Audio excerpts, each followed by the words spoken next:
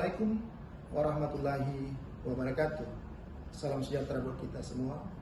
Saya Muhammad Yunus, Esos MAP, NIDN 09 12 10 6902, adalah dosen tetap Yayasan Indonesia Timur, sekaligus juga sebagai Ketua Program Studi pada Program Studi Ilmu Administrasi Negara Fakultas Ilmu Sosial dan Ilmu Politik Universitas Indonesia Timur. Pada kesempatan ini, saya akan menyampaikan terkait mata kuliah yang saya ampuh sesuai dengan bidang keahlian saya, yaitu Sistem Administrasi Publik.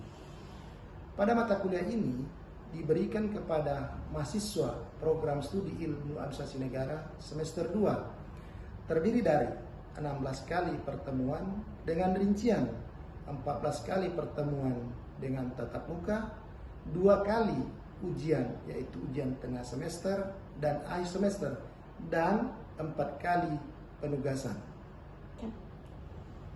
Pada mata kuliah Sistem Administrasi Publik telah disusun dalam rencana pembelajaran semester sesuai dengan kurikulum OB. Adapun CPL dan CPNK disesuaikan dengan Program Studi Ilmu Administrasi Negara dan diselaraskan dengan Asosiasi Administrasi Publik (IAPA) dan telah divalidasi oleh Ketua Program Studi dan Unit Penjaminan Mutu Program Studi Ilmu Administrasi Negara Fakultas Ilmu Sosial dan Ilmu Politik Universitas Indonesia Timur. Adapun CPL pada mata kuliah ini yaitu CPL 1, CPL 2, CPL 3, CPL 4, dan CPL 5. Sedangkan CPNK terdiri dari mahasiswa mampu memahami pendekatan teori-teori sistem, hubungan antar sistem, sistem sentralisasi dan desentralisasi. Kemudian mahasiswa mampu mengetahui adalah hubungan lingkungan strategis dalam sistem administrasi negara Republik Indonesia. Mahasiswa mampu memahami hubungan pemerintah pusat, hubungan pemerintah daerah, kekuasaan, dan kelembagaan. Mahasiswa mampu mengetahui konsep kebijakan publik, good governance, public enterprise, public service, dan good governance. Selanjutnya, mahasiswa mampu memberikan penilaian perbandingan pelayanan publik yang baik dan pelayanan publik yang tidak baik, serta mahasiswa mampu memberikan penilaian dan memberikan isu-isu terhadap kebijakan publik, sistem administrasi negara, dan sistem administrasi publik yang terjadi di lingkungan pemerintah pusat dan pemerintah daerah. Dalam proses pembelajaran terdiri dari 3 komponen. 1, delivery, yang kedua interaction, dan yang ketiga adalah assessment. Pada tahapan delivery, saya memberikan mata kuliah ini dengan bentuk materi dalam bentuk juga PowerPoint atau diunggah pada laman Sepada Universitas Indonesia Timur. Dan itu saya sampaikan pada saat kontrak perkuliahan pertemuan pertama. Yang kedua adalah interaction, adalah bentuk komunikasi 2 arah dalam proses pembelajaran antara saya sebagai dosen dan mahasiswa, di mana di sini mahasiswa dituntut untuk memberikan respect atau kemudian feedback terhadap materi yang saya sampaikan. Dan ketiga adalah assessment, yaitu penilaian. Saya berikan dalam bentuk formatif, yaitu penilaian pada saat pelaksanaan pembelajaran, diskusi ataupun lainnya. Hal ini untuk menuntut mahasiswa mengukur bagaimana nalar dan bagaimana dia penerimaan terhadap materi yang saya sampaikan. Dan yang kedua selanjutnya adalah format sumatif, yaitu bagaimana penilaian dalam ujian tengah semester dan akhir semester. Masih dalam proses pembelajaran, dalam pembelajaran ini saya memberikan beberapa model pembelajaran untuk supaya mahasiswa lebih paham terhadap materi yang saya sampaikan, baik secara teori, konsep maupun secara nyata yang terjadi pada administrasi publik. Satu, problem based learning. Saya menyampaikan teorinya, kemudian memberikan contoh-contoh masalah publik yang terjadi dalam administrasi publik. Yang kedua, discovery learning adalah bagaimana saya memberikan materi, kemudian memberikan manfaat, serta bagaimana mahasiswa menemukan serta mencari solusi terhadap administrasi publik yang terjadi di Indonesia ini. Dan yang ketiga adalah dalam bentuk small diskusi, di mana mahasiswa berdiskusi secara berkelompok dan saya sebagai dosen memberikan arahan terhadap materi-materi yang disampaikan itu, sehingga tujuan pembelajaran CPNK dan CPL tercapai. Agar pembelajaran ini benar-benar tercapai, tidak hanya didapat menggunakan pertemuan, tapi saya menggunakan referensi dan menganjurkan kepada mahasiswa untuk membaca diantaranya buku Inu Kencana Safei tentang sistem administrasi negara atau Sandri, Subarjo tentang teori-teori kehidupan negara, dan buku saya sendiri tentang hitam putih kebijakan publik Indonesia, di mana dalam buku ini mengulas tentang kebijakan-kebijakan publik yang ada di Republik ini yang dilaksanakan oleh pemerintah. Selanjutnya, saya menganjurkan juga mahasiswa untuk membaca artikel-artikel terkait dengan pemerintahan negara Republik Indonesia, baik dalam buku ini ataupun pada jurnal-jurnal yang lain. Untuk lebih jelasnya, mari ikuti video saya kepada proses pembelajaran dalam kelas.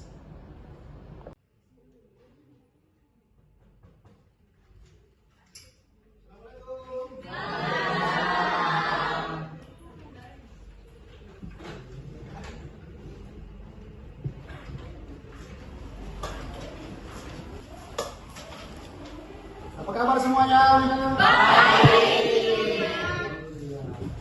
Baik. Kota Makassar, Kota Daeng. Udah jalan-jalan dari kemarin.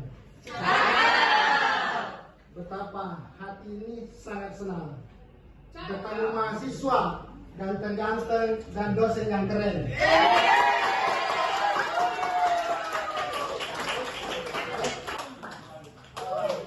Pada hari ini kita lanjutkan perkuliahan pertemuan kedua ya, tentang sistem administrasi publik ya.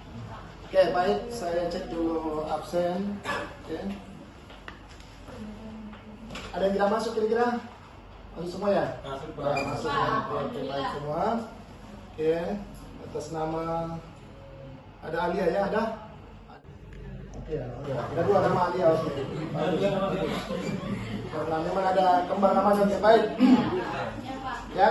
Nah, pada pertemuan kedua ini saya lanjutkan dari pertemuan pertama bahwa Anda harus banyak membaca buku.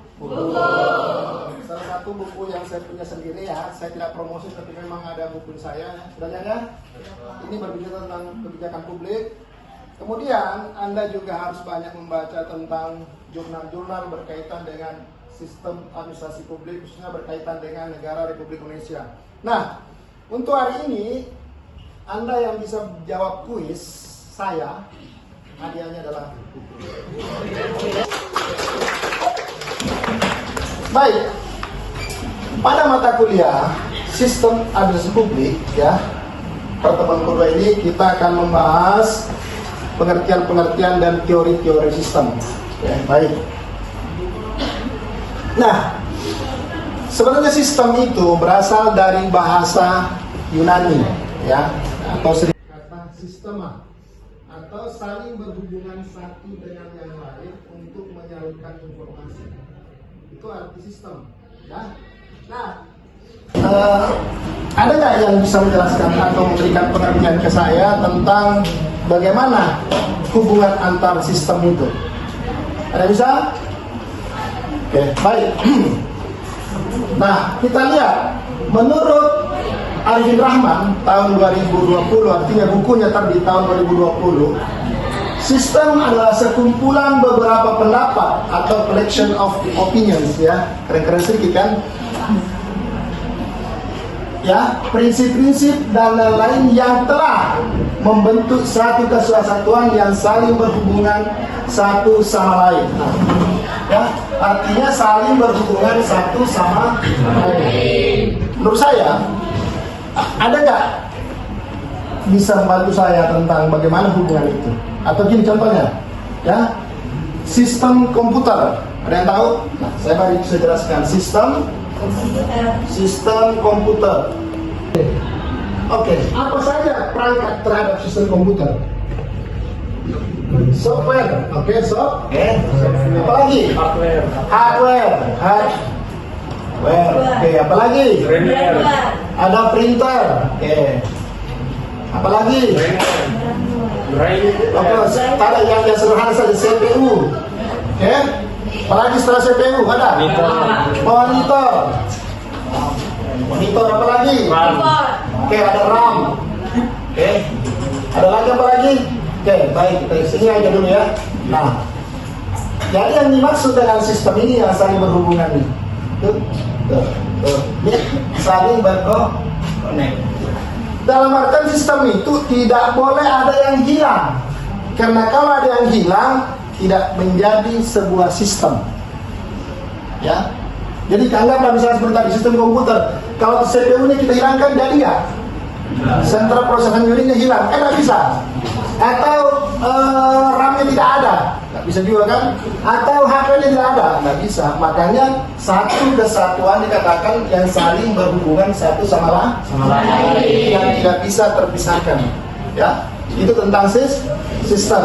Nah, menurut Lutwidge dan Bartleby bahwa sistem itu menulis adalah suatu kompleksan, ya kan, kompleks. Elemen yang saling berinteraksi, nah ini tadi saling berinteraksi dan terbuka serta berinteraksi dengan lingkungannya. Ini lingkungan semua. Itu kan dimaksud dengan sistem. Paham? Oke. Nah, mari kita lihat yang ketiga. Karena namanya juga kita belajar teori, tidak hanya kita bisa belajar tentang satu orang, tapi mari kita lihat beberapa pendapat orang supaya makin kompleks. Baik. Jadi, menurut Gordon B. Davis mendefinisikan sistem sebagai perangkat unsur meliputi manusia, alat, konsep, dan prosedur. Nah, ini lebih lengkap lagi. Ada manusianya, berarti apa itu SDM. Ada alat, ya, atau yang digunakan, benda. Kemudian ada konsep atau teori, betul? Kemudian ada prosedur atau tata laksananya yang harus diikuti. Kalau sering sebut SOP-nya kan, betul? Nah, yang dihimpun dan digabungkan menjadi satu untuk mencapai maksud dan tujuan bersama. Ada yang ingin dicapai, sama dengan tadi ini ingin dicapai. Itulah sistem. Jadi kalau orang mengatakan banyak di luar sana sistem cara, salah. Sistem metode salah. Sistem adalah rangkaian yang saling berhubungan satu sama lain sehingga mencapai tujuan. Dengan tadi ada sumber daya manusia, ada alat, ada komponen, ada prosedur untuk saling mencapai tujuan bersama.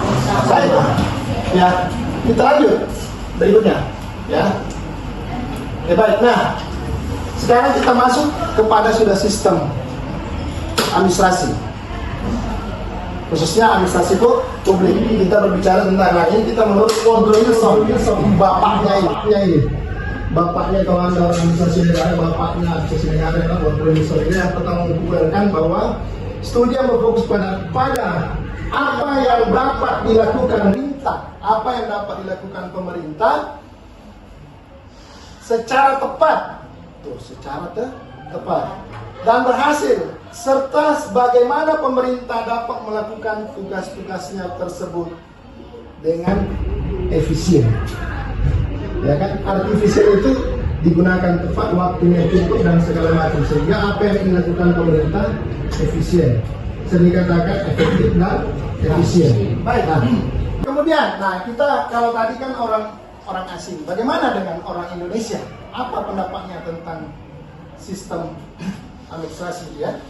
Menurut Harbani Pasolong, nah, ini juga orang ahli di Indonesia ya, menginginkan sebagai kerjasama yang dilakukan oleh sekelompok orang. Berarti kalau sekelompok orang ada orang-orang ya, atau lembaga atau institusi, ya kan?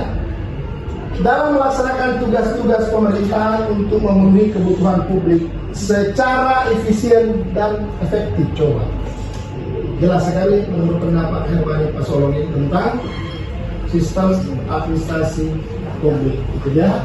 Ya, kalau saya buat kesimpulan, sistem administrasi publik adalah keseluruhan upaya, atau apa itu upaya? Usaha, kegiatan melalui proses dan kerjasama yang dilakukan oleh sekelompok orang atau lembaga pemerintah untuk merumuskan kebijakan mengelola sumber daya dan memberikan pelayanan publik secara efektif, efisien, serta berorientasi pada kesejahteraan rakyat. Nah, ini artinya tujuannya apa? Kesejahteraan rakyat, kan begitu, betul? Nah, nanti kita tahu apa bagaimana sih tujuan kesejahteraan rakyat itu, ya? Sehingga memperoleh kegiatan-kegiatan, melakukan kegiatan-kegiatan yang tujuannya untuk meningkatkan kesejahteraan rakyat. Baik, oke. Ada pertanyaan? Oke, baik. Nanti kita selanjutnya, mari kita lihat slide ketiga. Ini dia. Karena kita mau membahas tentang sistem administrasi publik Indonesia, maka terlebih dahulu kita harus tahu tentang sistem pemerintahan yang ada. Indonesia sebenarnya berada di mana? Ya, betul?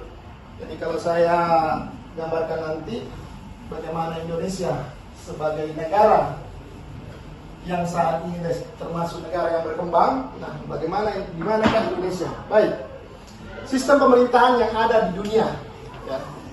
Yang pertama adalah presidensial, ya, atau sering disebut presidensil ya, presidensial. Ya. Yang kedua sistem pemerintahan parlementer, ya, dan yang ketiga adalah sistem pemerintahan semi presidensial atau sering juga dia mengatakan campuran. Oke. Nah, mari kita lihat di mana sih letak perbedaan ketiga sistem ini sehingga para ahli membaginya. Ya. Presidensial adalah kepala negara dan kepala pemerintahan hanya satu orang, presiden. Betul? Jadi kepala negara dan kepala pemerintahan adalah seorang presiden. Bagaimana dengan Indonesia? Betul nggak? Betul. Kepala negaranya siapa? Presiden. Kepala pemerintahnya? Presiden. Contohnya Indonesia. Siapa lagi? Siapa lagi? Negara mana lagi? Amerika. Amerika apa? Amerika Serikat. Oke, tepuk tangan dong. Kepala negara. Inilah yang kita bahas tentang subsistem administrasi negara Republik Indonesia. Ya. Yang kita bahas dengan saat ini. Satu apa? Organisasi pemerintah. Yang mana kan yang masuk organisasi? Kita bicara eksekutif. Presiden turun kepada pembantunya atau kepala departemen itu menteri-menteri. Kalau di daerah, gubernur turun kepada dinas-dinasnya. Betul? Kalau di kabupaten turun kepada apa? Dinas-dinas tingkat kabupaten. Itu namanya organisasi pemerintah. Kemudian subsistem yang kedua adalah manajemen pemerintah. Bagaimana pemerintah mengelola negara ini, ya, dengan menggunakan sistem, menggunakan manajemen pembangunan, manajemen perencanaan, manajemen sumber daya manusia, bagaimana pengajaran sumber daya manusia, semua ada di manajemen pemerintah. Selanjutnya ada hukum dan regulasi. Nah, inilah bentuk hukum, aturan regulasi, yaitu apa yang sering kita sebut apa dengan undang-undang, yang sering disebut apa? Kebijakan, atau sering disebut apa lagi? Peraturan, atau gampangnya lagi peraturan presiden, instruksi presiden, peraturan gubernur, instruksi gubernur, kemudian apa lagi? Peraturan daerah gitu loh. Ya. Kemudian, Anda kalau Anda masuk di ASN, masuk di sini. Kepegawaian Sumber Daya Aparatur Negara. ASN itu apa? Aparatur Negara. Apa namanya? Kalau Anda nanti lolos menjadi ASN, ya masuk aparatur negara gitu. Digaji oleh negara. Kemudian apa? Pelayanan publik. Nah, ini yang sampai sekarang masih kadang-kadang dipertanyakan tentang pelayanan publik. Yang mana yang masuk pelayanan publik? Rumah sakit, pendidikan, surat menyurat, apalagi dan lain-lain sebagainya, hubungan dengan pelayanan kepada masyarakat. Baik. Dan yang terakhir masalah apa? Ini yang tidak bisa dilupakan, masalah keuangan negara. Ya, kalau uang negara bermasalah, Indonesia juga bermasalah. Termasuk kita sebagai rakyat Indonesia bermasalah.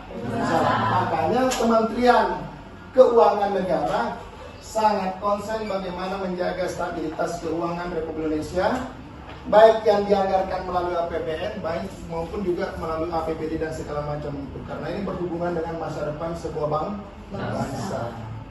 Nah, berikutnya, dan sampai ada yang belum ada yang tahu ini, apa sih tujuan negara Indonesia? Oke, baik. Kita harus tahu yang berdasarkan alinea keempat, kalau Anda masih SMA dulu, masih hafal itu ya, Undang-Undang Dasar 45 di alinea keempat itu ada tujuan negara yang harus dicapai. Oke, saya sediakan satu buku lagi tentang pertanyaan ini. 1. Melindungi segenap bangsa Indonesia dan seluruh tumpah darah Indonesia. Itu tujuan negara Indonesia. Anda harus paham, ya. Itulah sebabnya ada TNI dan Polri. TNI untuk menjaga pertahanan, menjaga keamanan, melindungi segenap bangsa Indonesia dan seluruh tumpah darah Indonesia. Itulah makanya pemerintah sering meningkatkan pembelian anggaran apa? Oke, nah kita masuk ke sistem pemerintah Indonesia, hubungan pemerintah pusat dan daerah. Oke, nanti masih ada satu buku nih, nanti tulisin setengah lagi. Oke. Hubungan pemerintah pusat dan pemerintah daerah. Jadi yang dimaksud pemerintah pusat itu yang mana ya? Jangan aku bilang yang ada yang tinggal di Jakarta, Pak. Kan, jadi yang mengatur negara ini di tingkat pusat. Jadi yang namanya presiden dan kementerian ya. Daerah itu adalah perpanjang tangan pemerintah pusat yang mengatur sistem di dalam daerah. Baik. Nah, kenapa ada dua sistem ini? Karena kita bicara tentang sistem ya, bahwa berdasarkan pasal 1 ayat 1 Undang-Undang Dasar 45, negara kesatuan yang berbentuk republik. Berarti Indonesia negara kesatuan berbentuk republik. Ya, itu disebutkan di pasal 1 ayat 1. Nah, karena kita menganut bentuk republik, ya, sistem pemerintahan dibagi menjadi dua mekanisme utama. Ya, yang pertama apa? Sentralisasi. Ya, sederhananya apa sih sentral itu? Kalimat sentral artinya apa? Terpusat. Jadi satu tempat. Ya, kalau misalnya kita umpamakan sebuah terminal, semua kemana? Ke terminal. Gitu ya. Itu diumpamakan. Jadi sentralisasi, sistem di mana seluruh wewenang pengambilan keputusan, pengaturan dan pengelolaan berada di tingkat pusat. Jadi semua diatur oleh pusat. Lalu bagaimana di mana? Daerah bagaimana? Daerah hanya menerima. Nah, ini yang terjadi pada masa pemerintahan Orde Lama dan Orde Baru. Semua diatur di pusat. Ya. Tujuannya apa mereka begitu? Adalah untuk melakukan pemerataan semua daerah. Ya, jadi kalau di Sumatera Utara membangun sebuah gedung, di tempat lain juga, bukan di Sumatera Utara juga harus membangun sebuah gedung, kira-kira seperti itu, sesuai kebutuhan. Tapi pusat yang nentuin prosesnya, pembangunannya, nanti daerah tinggal melaksanakan apa yang diperintahkan pusat. Yang namanya pusat tersentralisasi, berada di pusat, ya, sehingga semua sistem administrasi dikerjakan oleh pemerintah pusat. Betul, ya. Nah, yang kedua, desentralisasi. Nah, ini ada katanya apa? Ada kata penyerahan wewenang. Apa sih artinya penyerahan wewenang? Ya, apa artinya? Diserahkan wewenang kepadamu, berikan hak kepadamu. Itu wewenang kan?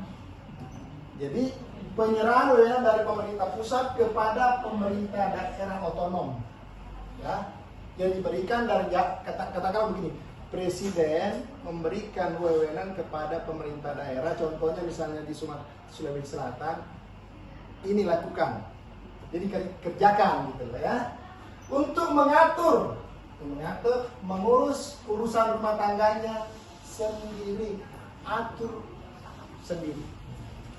Sehingga apa yang terjadi? Pemerintah daerah melakukan kreasi untuk mengurus rumah tangganya. Jadi wewenangnya di situ. Nah, bagaimana di Sulawesi Selatan? Coba sebutkan satu buku, daerah mana yang di Sulawesi Selatan yang tertinggal gara-gara sumber daya alamnya memang masih rendah atau memang kurang rendah? Ada yang tahu? Oke, berarti Anda masih belajar tentang indeks pembangunan daerah, khususnya di Sulawesi Selatan itu ada beberapa kabupaten yang masih tertinggal gara-gara sumber daya alamnya yang kurang. Contoh misalnya apa? Jeneponto, Takalar, Selayar ya. Tapi bagaimana misalnya dengan Sidenderapang, Toraja dulu, kemudian Maros. Nah, itu kan karena sumber daya alamnya banyak, dia berkembang dengan cepat gitu loh. Ya. Nah, dari sini kita akan nanti membahas bagaimana masing-masing sistem yang berjalan antar kelembagaan di daerah untuk mengatur sistem administrasi publik, ya, khususnya yang ada di Indonesia. Baik adik-adik sekalian, ya. Terakhir dari saya, mari kita lihat pesan John F. Kennedy. Jangan tanyakan apa yang negara berikan kepadamu, tapi tanyakanlah apa yang kau berikan terhadap negaramu. Demikian dari saya. Wassalamualaikum warahmatullahi wabarakatuh.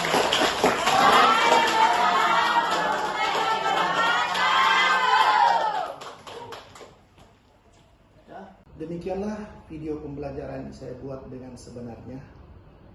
Bapak atau Ibu asesor yang saya hormati, selain menjadi persyaratan untuk mendapatkan sertifikasi dosen tahun 2006 ini, juga adalah bentuk pertanggungjawaban Tridharma Perguruan Tinggi sebagai dosen Yayasan Universitas Indonesia Timur pada program studi Ilmu Administrasi Negara, Fakultas Ilmu Sosial dan Ilmu Politik.